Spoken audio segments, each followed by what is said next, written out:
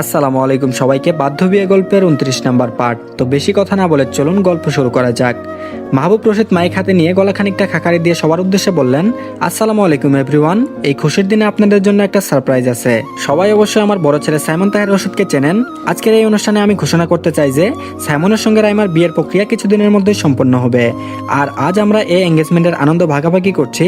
চারপাশে করতালিতে উচ্ছ্বাস ছড়িয়ে পড়লো। রাইমা খুশিতে লাজুকভাবে চুপচাপ দাঁড়িয়ে রইল। সে সাবিহা খালেদের দিকে তাকালো। এই সারপ্রাইজের কথা বলেছিল তাহলে আম্মু? সাবিহা খালেদ মেয়ের দিকে তাকিয়ে আনন্দে নিজ হাত দিয়ে ফ্লাইং কিস দিল। অন্যান্য অতিথিরা খুশিতে উচ্ছ্বাসিত হলেও পরিবারের সকলেই বিস্ময়ের মুখে তাকিয়ে আছে, কারণ কেউই এই ঘোষণা সম্পর্কে আগে কিছু জানে না। আপিয়া বেগম অবাক হয়ে স্বামীর দিকে তাকিয়ে রইলেন। নাফিসার চোখে যেন হঠাৎ করে পুরো পৃথিবী ঝাপসা হয়ে গেল। মাহবুব রশিদের বলা প্রতিটি শব্দ তার ভেতরের দেয়াল ভেঙে টুকরো টুকরো করে দিল। চারপাশে শত শত মানুষের উপস্থিতি, আলো, সঙ্গীত সবকিছু যেন মিলিয়ে গেল অন্ধকারে। মনে হচ্ছে তার বুকের ভেতর কেউ ভারী পাথর চেপে বসেছে। শ্বাস নিতে কষ্ট হচ্ছে, গলা শুকিয়ে গেছে, কিন্তু চোখ দিয়ে অঝরে পানি ঝরছে। প্রতিটি অশ্রু যেন তার ভেতরের দুঃখ, অপমান আর অসহায়তার সাক্ষী হয়ে মাটিতে পড়ছে। সে বুঝতে পারছে না নিজেকে দোষ দেবে নাকি পরিস্থিতিকে। অজানা ভয় তাকে নিঃশেষ করে দিচ্ছে। সাইমন নাফিসার দিকে তাকালো।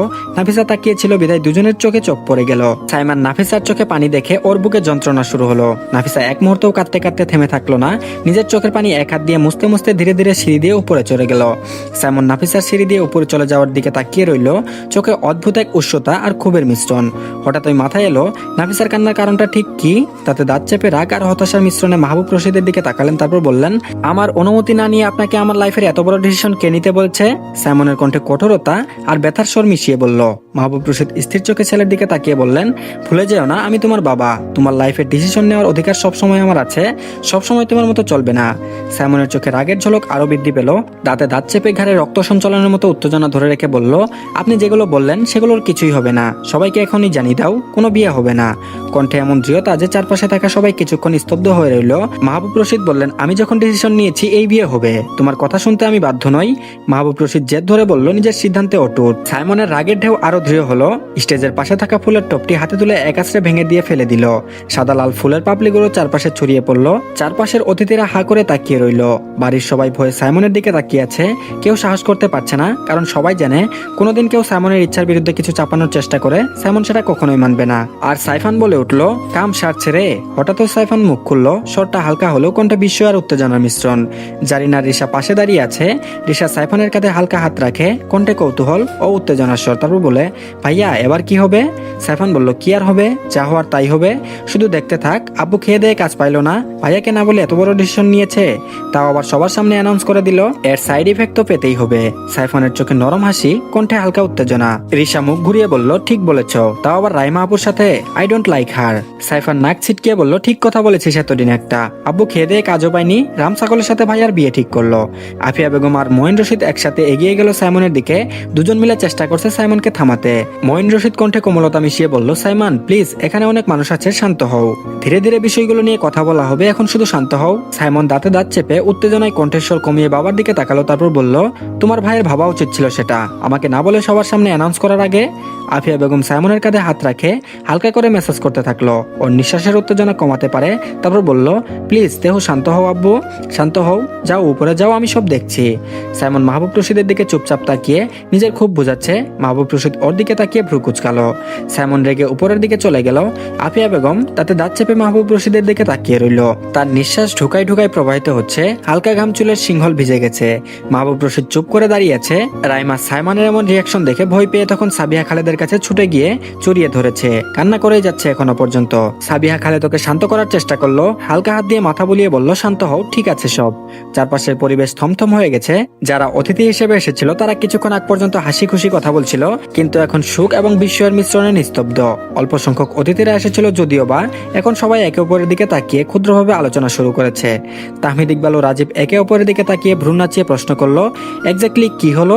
তাহমিদ ইকবাল হালকা হাসি দিয়ে বলল, বুঝেছো, মাঝে মাঝে আমাদের এমন সিচুয়েশন আসা বুঝেছো মাঝে মাঝে এমন সিচুয়েশন আসা দরকার আমাদের ভিতরের মনোভাব বোঝার জন্য। রাজীব মাথা চুলকালো, অল্প হতাশায় বলল, ঠিক বুঝলাম না স্যার, কি বললেন? ইকবাল হাসলো না, ভ্রু কুচকে বলল, সাইমন তোমার উপর এমনি রাগ করে না, বুঝেছো? রাজীব তুমি সত্যি একেবারে একটা আস্ত বলদ। রাজীব অসহায় দৃষ্টিতে তাহমিদ ইকবালের দিকে তাকালো। তারপর বলল, গার্লফ্রেন্ড, মা আর এবার তাহমিদ ইকবালও, সবাই এক কথাই বলে কেন? সাইমনও তো ঠিক একই কথা বলে সব সময়। আর এদিকে নাফিসা নিজের ঘরে এসে উপর হয়ে হয়ে বিছানায় শুয়ে অশ্রু বিসর্জন দিচ্ছে। হঠাৎ দরজা বন্ধ হওয়ার শব্দে ভাবলো সাইমন এসেছে। ঠোঁটে হালকা হাসি ফুটে উঠলো, কিন্তু পিছনে ঘুরে দেখলো রিয়াদ। মুখটা মুহূর্তেই বিবর্ণ হয়ে গেল, চোখে আতঙ্ক জমে উঠলো। তারপর বলল, আপনি আপনি এখানে কেন? দরজা বন্ধ করলেন কেন? রিয়াদ ঠোঁট বাঁকিয়ে শয়তানি হাসি দিল, তারপর বলল, আরে বেয়ানে তো সেট সেট মুখ কেন? দরজা বন্ধ করেছি কারণ তোমার সাথে এখন অনেক হিসাব বাকি আছে। নাফিসা দাঁড়িয়ে উঠে কাপা কণ্ঠে বলল, আপনি আপনি এই রুম থেকে বেরিয়ে যান এখনই, না হলে আমি নাফিসা তুতলাতে থাকলো। রিয়াদ বলল, কি করবে? চিৎকার। রিয়াদ অট্ট হাসি দিয়ে কাছে এগিয়ে এলো, তারপর বলল, যত খুশি করো, সবাই নিচে ব্যস্ত, তোমার চিৎকার কেউ শুনবে না। নাফিসা ভয়ে ভেতরে ভেতরে জমে যাচ্ছে, ও পিছু হটতে লাগলো। রিয়াদের প্রতিটি পা ফেলার সাথে সাথে ও আরো এক ধাপ পিছিয়ে যায়।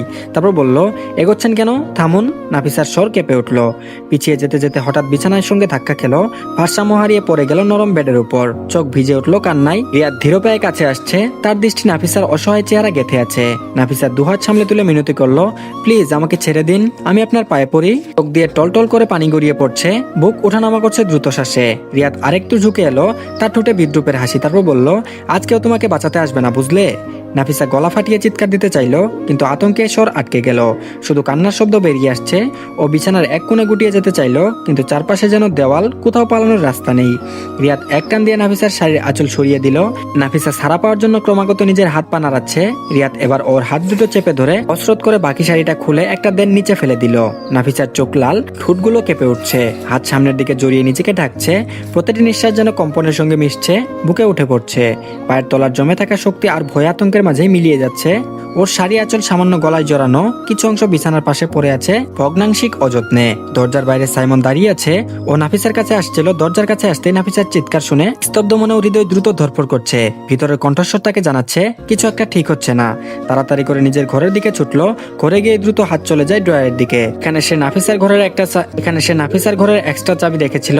ছটপট চাবি তুলে নিয়ে দ্রুত নাফিসার রুমে ছুটলো আবার। তারপর কাপা কাপা হাতে লক খুলে ভিতরে ঢুকলো। ভেতরে ঢুকতেই চোখে পড়লো নাফিসার বিধ্বস্ত শরীর। তার চোখ লাল, কান্না থেমে নেই, শাড়ির এক পাশ ঝুলছে, হাতে আতঙ্কে দুই হাত সামনে তুলে রাখছে। রিয়াদ ধীরে ধীরে এগোচ্ছে, নাফিসার শরীর ক্রমশ কাঁপছে। সে পিছু হটছে, হাত সামনের দিকে বাড়িয়ে নিজেকে ঢাকতে চেষ্টা করছে। সাইমনের চোখ লাল টকটকে হয়ে উঠলো, মনে হচ্ছে চোখের ভিতর থেকে আগুন ঝরে পড়বে। এক মুহূর্ত সময় নষ্ট করলো না, এগিয়ে গিয়ে দুই হাত দিয়ে রিয়াদের কাঁধের উপর থাবা বসিয়ে এক আছাড় দিয়ে মাটিতে ফেলে দিল। রিয়াদ চমকে উঠলো, ওর গায়ে কেউ হাত দেয় কিন্তু প্রতিক্রিয়া করার সুযোগ পেল না। তার আগে নিজেকে মেঝেতে আবিষ্কার করলো, চেষ্টা করলো উঠে দাঁড়াতে চাইলো, কিন্তু সাইমন এগিয়ে এসে ওর পেটের উপর বসে ক্রমাগত মুখে ঘুষি দিতে থাকলো। ওর হাতটা ধরে ডুমরিয়ে দিল, মট করে শব্দ হলো, সাথে সাথে রিয়াদ জোরে চিৎকার দিয়ে উঠলো। সাইমনের ভিতর মনে হচ্ছে কোনো হিংস্র জানোয়ারের আত্মা ঢুকে গেছে, ক্রমাগত রিয়াদকে মেরেই যাচ্ছে। প্রতি আঘাতের সঙ্গে সঙ্গে তার শরীর বেহাল হয়ে পড়লো। নাফিসা তাড়াহুড়ো করে উঠে নিজের শাড়ি ঠিক করলো, গায়ের উপর জড়িয়ে ধরলো। চোখে পানি, ঠোঁট কাঁপছে, বুক দ্রুত ওঠানামা করছে। সাইমন ক্রমশ রিয়াদকে আঘাত করছে। প্রতিটি আঘাতের সঙ্গে তার গলা থেকে বেরোচ্ছে, you bastard, how dare you touch her, don't you ever come near her again, you bloody fool. Simon হঠাৎ মারা থামিয়ে দিয়ে ঘরের চারপাশে তাকালো, চোখে আগুন। ড্রেসিং টেবিলের উপর থাকা ফুলদানি তার নজর কাড়লো। উঠে গিয়ে ফুলদানিতে হাতে তুলে নিয়ে রিয়াদের মাথার উপর একটা বাড়ি দিল। রিয়াদ চিৎকার করে উঠলো, মাথায় হাত দিয়ে রক্ত ভিজে উঠেছে সমস্ত মাথা। নাফিসা এটা দেখে নিজের মুখ চেপে ধরলো, চিৎকার করতে চাইলো, কিন্তু গলা আটকে গেছে, শুধু কান্নার শব্দ বের হচ্ছে। সাইমনের এতেও মনে হয় নিজেকে শান্ত করতে পারলো না। আবার এদিক ওদিক তাকিয়ে নজর পড়লো কাচের ফুলদানির ভাঙা অংশের দিকে।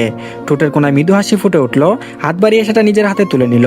তারপর রিয়াদের বুকের ওপর আঘাত করতে নিলে পিছন থেকে নাফিসা সাইমনকে জড়িয়ে ধরলো। ভয় ও ত্রাণের মিশ্রণ অনুভব হচ্ছে। ধীরে ধীরে আরো নিজের সাথে জড়িয়ে নিল।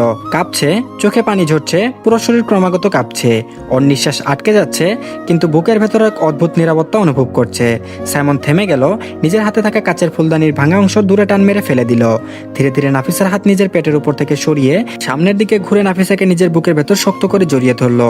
নাফিসার চোখের পানি এখনো ঝরছে, ঠোঁট লাল। নিজের বুক থেকে নাফিসাকে তুলে দু হাতে তালুর সাহায্যে ওর গাল দুটো আগলে নিল। পুরো মুখ জুড়ে চুমু দিতে লাগলো, কপালে, গালে, পুরো মুখ। নাফিসার পুরো মুখ ভিজে উঠেছে সাইমনের দেওয়া চুম্বনে। সাইমন কিছুক্ষণ থেমে নাফিসার চোখে চোখ রেখে ধীরে ধীরে ঠোঁটে একটা শুকনো চুমু দিল। তারপর গতিতে আবারও আঁকড়ে ধরলো অধৈর্যরা।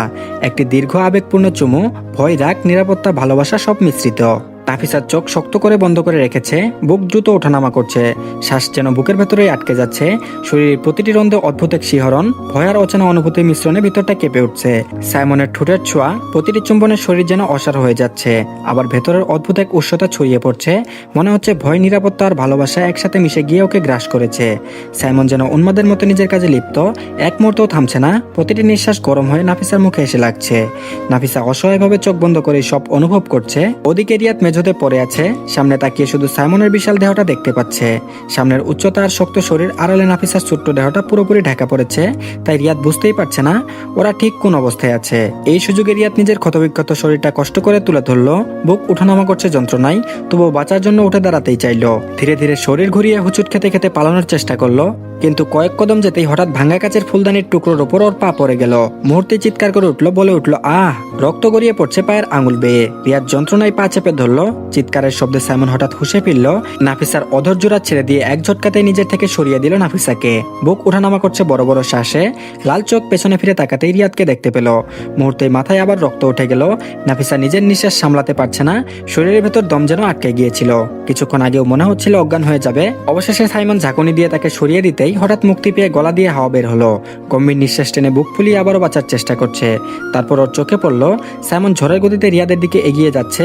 তার চোখে আগুন, তাতে দাঁত চেপে ফেলেছে। সাইমন রিয়াদের কাছে গিয়ে এক ঝটকায় ওর শার্টের কলার চেপে ধরলো। শক্ত হাতে টেনে তুলতে রিয়াদের নিঃশ্বাস বন্ধ হয়ে আসলো। আর কোনো কথা নয়, মাথা নিচু করে দাঁত চেপে ওকে জোরে জোরে টানতে শুরু করলো। প্রতিটি পদক্ষেপে যেন আগুন জ্বলতে থাকা সিংহ এগিয়ে চলছে। তো ধন্যবাদ সবাইকে, আজকের পার্টটি এই পর্যন্তই। তো পরবর্তী পার্ট দিলে অবশ্যই কমেন্ট বক্সে লিঙ্ক দিয়ে দেওয়া হবে। আর অবশ্যই সবাই আমাদের চ্যানেলটিকে সাবস্ক্রাইব করে রাখবেন। সবাই ভালো থাকবেন, আল্লাহ হাফেজ।